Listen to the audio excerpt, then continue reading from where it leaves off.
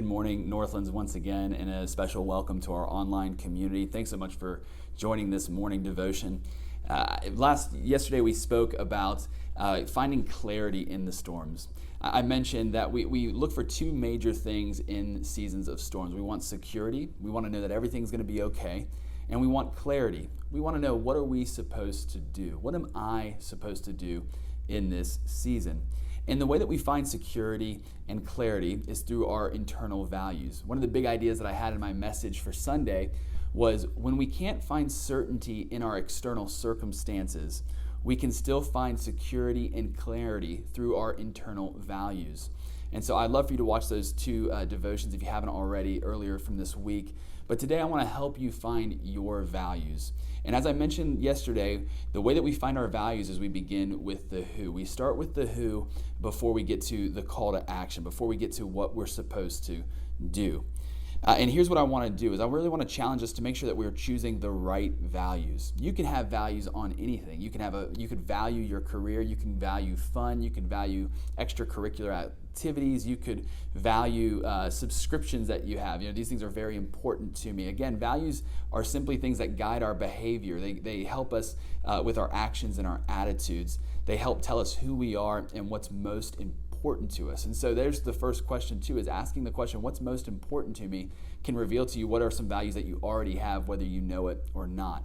But what I want us to be challenged by is that we should build our lives with eternal values. Meaning, one day we're going to leave this earth.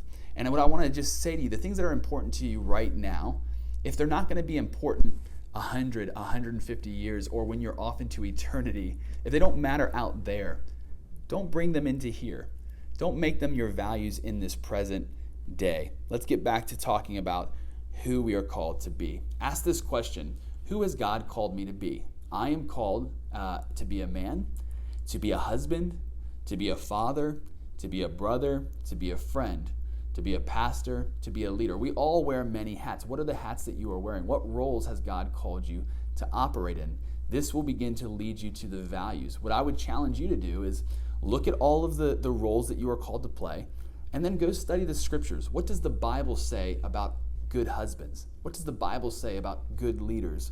What does the Bible say about pastors, or about men, or about women? Whatever your role is, whatever the roles you occupy, look in the scriptures and say, what are the values of a good fill in the blank?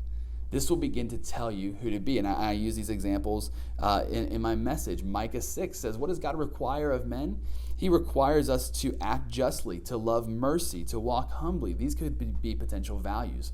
What I did for me is I looked for the common thread. So for example, father, husband, friend, brother, they all require me to operate in love. Love is my primary mode of operation. I would argue it's probably the case for you as well. Love should be one of our core values because God operates in this way. So once we've determined who we are, the roles that we're called to play, ask yourselves, are these kingdom values? I'm telling you, love will be a value for all of eternity. Love is who God is, and therefore love is a great value to have. Ask yourself, does my value have an expiration date? Will one day this value no longer matter? Take some time this morning and ask the Lord, who have you called me to be? And Lord, looking in the scriptures, Lord, what have you called me to do? How have you called me to act? As you begin to get these values, what it does is it begins to give you a security. People who know who they are have a sense of security and confidence. And once we have a clarity of who we are called to be, whether we're in storms or whether we're in peace, we know how we're called to operate. When you're faced with a challenge or a problem, or you're faced with a difficult experience in this storm, just simply ask yourself, what would a fill in the value person do? What would a generous person do? What would a loving person do? What would a merciful person do? What would a kind person do? Whatever your values are, face the problems. When the problems present themselves, you present your value. And I'm telling you, from that place, you'll find security and confidence and clarity in the storms. I'm praying for the rest of your week that it would be filled with God's goodness and kindness. Blessings.